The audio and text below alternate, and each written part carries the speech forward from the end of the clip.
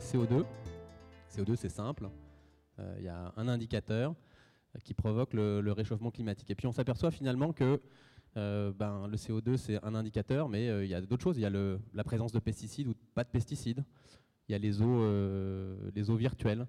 Et finalement, être consommateur, et là, ce n'est pas le chef d'entreprise qui parle, c'est le consommateur. Être consommateur, c'est être cohérent dans sa démarche. Je pense que ça sera, on le voit, il y a des difficultés à avoir des chiffres fiables.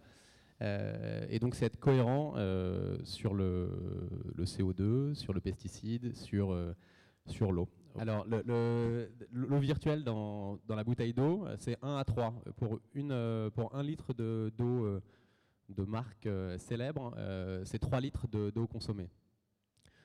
À titre, on a vu là pour le lait d'amande, c'est 1500 fois plus, enfin c'est 500 fois plus, donc les impacts sont importants mais relatifs par rapport au lait d'amande. Alors pourquoi Castalli? En tout cas, l'idée de départ, c'était pour être cohérent.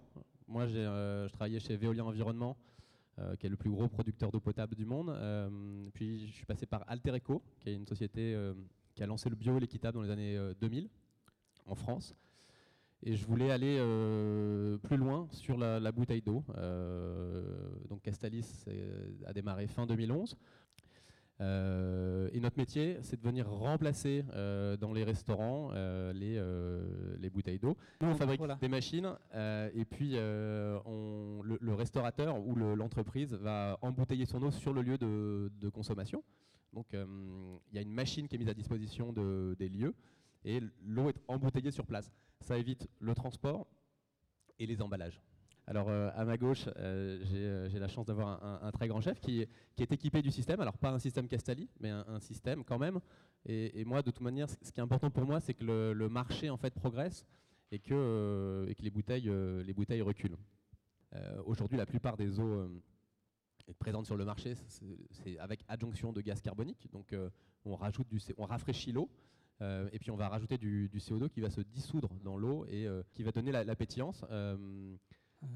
Ce qui est assez marrant de voir en stats, c'est que vous avez une personne sur deux qui n'aime pas l'eau plate.